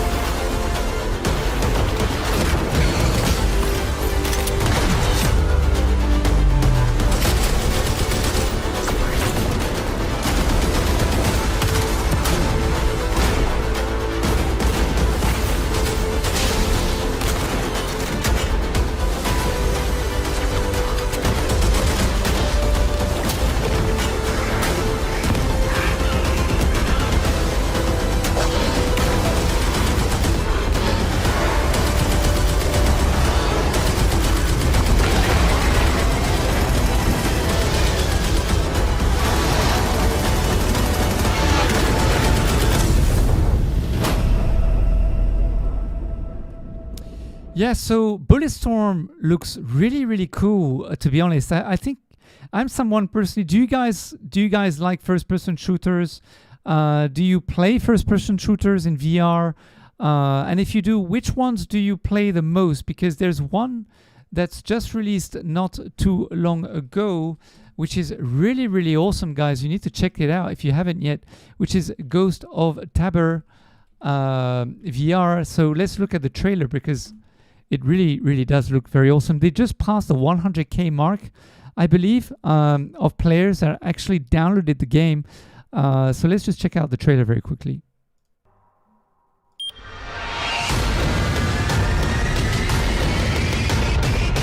I think they've put some effort in the weapons as well, trying to make them as real as possible.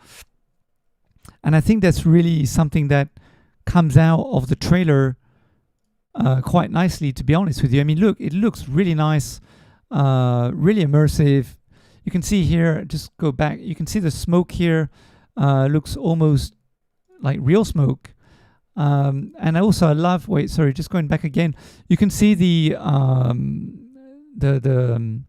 bloom and also the fog with the standalone VR headsets, which you don't need a PC in order to run. You just put the headset on, you plug in, press play, and boom, you're in. I think these are the kind of things that are really starting to come out and shine and bring better immersion for VR players. So whoever's coming into VR now compared to us early adopters who came into VR 3-4 years ago on standalone, I'm talking about, not PC VR, then they're definitely going to have a greater time than we did when we first started, even though when we started we also had a great time, right? So this is really what I'm trying to say. But then when you look at the characters, this is where things start to fall apart. If you look at, for example, let me just pause. If you look at, if you go to the monster, where's the monster? The big monster. Here we go. Here's a monster. If you look at the characters here, I mean, you could see how, he just looks extremely flat. And this is the problem with standalone VR today. If you were to play on PC VR, this kind of game, basically there will be much more specularity on the maps, making, for example, the monster, you could see the grime, you could see the slime, you could see water, you could see some form of, liquid on the actual, or some form of skin on the actual character, which would make the character look more like they're real, or at least sell that they're just sell it more, like there's something more to it. So, and even when you shoot them, the blood splattering, all this kind of stuff, it just looks more fluid, more liquid, and just more fleshy, So on standalone, however, it looks much more flat. So because all the textures are baked in basically, and also there's no form of, and also all the lighting is baked in. That on PC VR, sometimes the lighting is not baked in, just to give it that extra, realism. And also the textures may not be baked in as well. So when you look at certain things, basically the reflections will be in accordance to the environment and not in accordance to a texture that's got a template inside of it and is baked in, and no matter how the character moves from left to right, up or down or whatever, then you don't see any changes in the actual texture because the texture is flat. So there's no changes to it. But in PC VR, because they don't bake certain things, when the character's moving left to right or up and down or whatever, then you'll see that basically there are reflections that change, or there's light that changes from different angles. The texture changes color, or it changes texture. So there's a lot more that goes into PC VR compared to standalone VR. And that's basically what I'm trying to talk about, is the fact that, well, on standalone, as you can tell from this specific trailer, although I don't know if it's made for the MetaQuest 3, to be honest with you, it could be made for the PSVR. You can clearly see that everything has that flat kind of quality, which, hopefully, we can shy away from as, the tech progresses. And also here you can definitely tell that the character isn't super fluid. You know, there aren't that many triangles. It definitely cheated a little bit here in terms of trying to get less triangles to render. So that means that the monster again, it feels a bit stiff. Doesn't feel very, very fluid. Feels just very stiff and a bit bulky in terms of that respect. But in terms of the special effects, definitely a lot of improvement there. The grass, okay, but you can definitely tell that the lighting seems to be more baked in because everything seems to be a little bit more flat when things seem to be moving, if you can tell from these clips here. So you can see, like, for example, here there's no changes in lighting. When he falls on the floor, it's very bright. It shouldn't be bright like this. There should be a shadow here casted somewhere on the floor. It should just be all more realistic in terms of that aspect, not in terms of the hyper realism in terms of making it look real. I'm just trying to say that the effects, the shadowing and all this kind of stuff has either been switched off or it's been baked in a way where it doesn't render, so that the game can play at a frame rate that's smooth but it's compensating there in terms of all the rest, in bringing it that full immersion aspect in the game. So that's basically where we're at in terms of PC standalone VR in terms of graphics. But the game itself looks really cool, looks really well made, and it looks very, very immersive. Definitely something I think I'd definitely love to try. Also, it's a. Let me just see if there is an Assassin's Creed. I don't think there is though. Assassin's Creed VR trailer. Let's see if there is one. No, there isn't one. So we're gonna have to wait. Strangest Thing is definitely something that I think looks very, very interesting. Let's check out the trailer for this. What if I told you that you can consistently generate hundreds of... Okay, let me just get rid of this.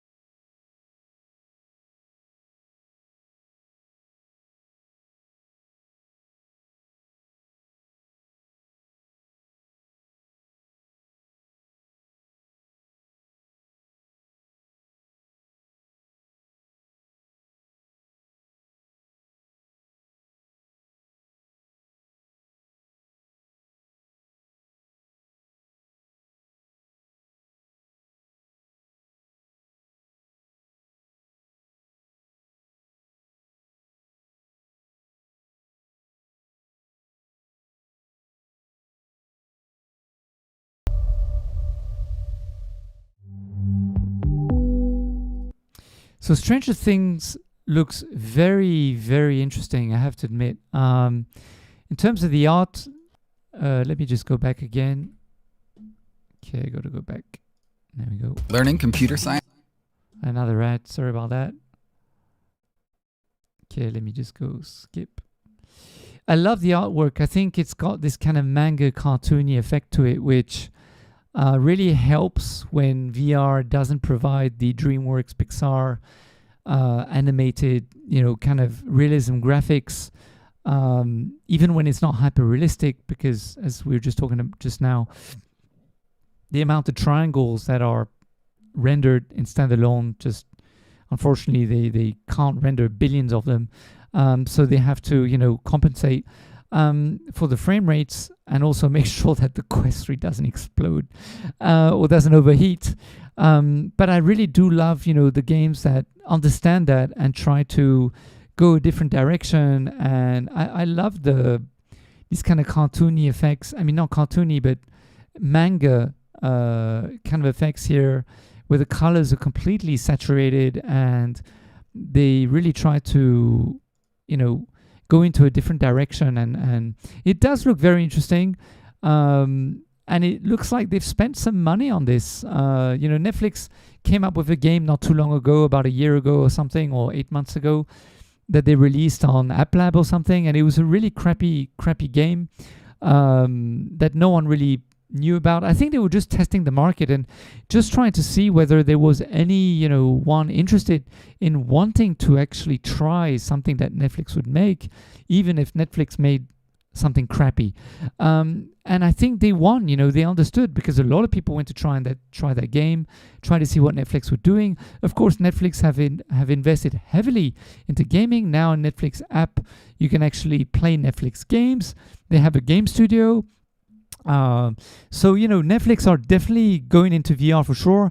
And I'm pretty sure that, 10 years from now, or let's say maybe less, they will most probably be a Netflix VR headset. It just makes sense to me that they will be a Netflix VR headset. Why? Well, because they're making so many different games.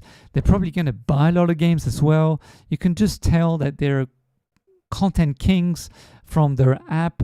You're going to be able to watch all their movies from their app as well. So it just makes a lot of sense to me that they will definitely develop, if they're not already starting to develop their own VR headset. So, I'm not speculating here. I'm pretty much, it just makes a lot of sense. It's just logical that Netflix will come out with their own VR headset within the next 10 years. I'm pretty sure of it. So, of course, I could be wrong. There's always a percentage of being wrong. I'm just saying that it's logical that they would do that, because why would they want other people to promote their content when eventually they're going to have so many different titles, like 50, 100, or maybe 500 different titles under their name? Then it makes sense that they have their own headset. Why give away 30% of the profits to Meta or to Pico or to HTC or to Steam when they could save that 30% and just develop their own headset? That's all I'm trying to say. But this looks really, really interesting. Are you guys excited about this specific game? Do leave a comment below. It does look very interesting, and you can definitely tell here that they've spent more money because, if we were talking about the bump maps, specularity maps, and all these other, maps that developers use to create the realism in characters. Now, this is either rendered for PC VR, which is very possible, or it's rendered for the Meta Quest 3. So let's see what happens. You can definitely see the reflections here of the water, of the liquid. So you can definitely tell that the monster is more fluid. Also, the number of triangles that have been rendered here, or polygons, are definitely much higher than any of the other games we saw recently, in the other trailers. So is it because they have better equipment? Is it because they have better coders? Who knows? Or is this because it's for PC VR? I don't know, but it definitely seems that the graphics here are pushed more towards the limits of whatever this might be than other games that were showcased earlier in other headsets, I have to admit. So yeah, and of course the other game that I'm actually looking forward towards is also I don't know if you guys saw this earlier, which was also I think made by Vertigo, if I'm not wrong. Is, let me get the name of it because I wrote everything down. Is The Seventh Guest.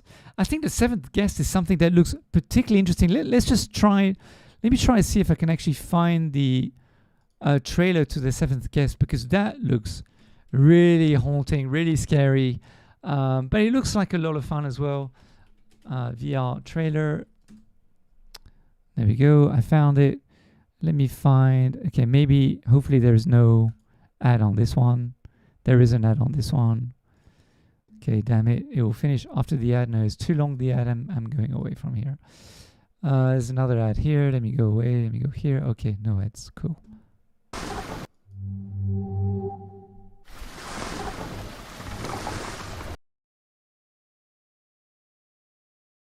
Yeah, so I'm very excited about this this game as well. Looks very, very interesting, by Vertigo Studios.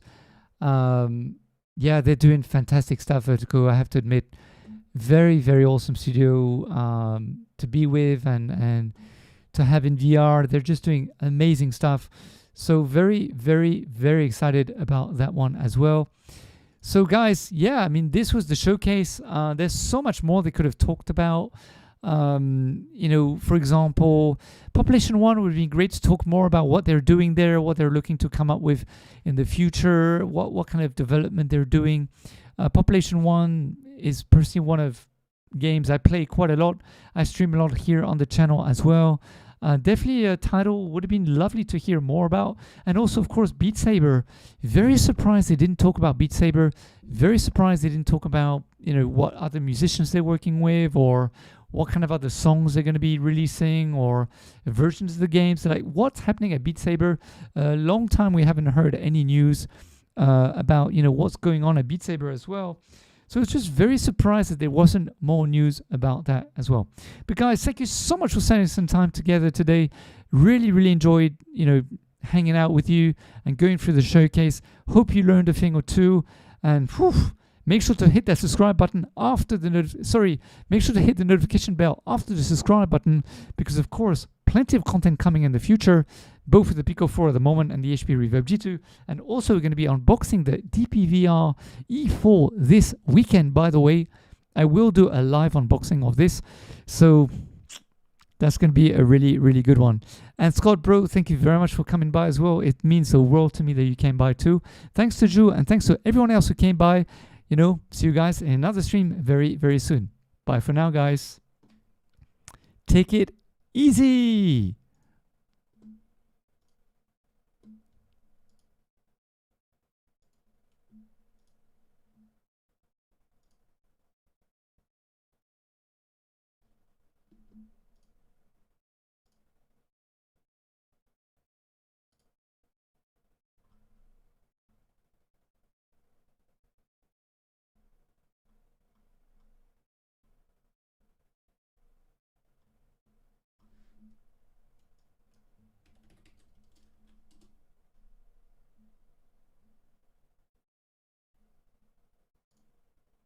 With over 25 years experience and fully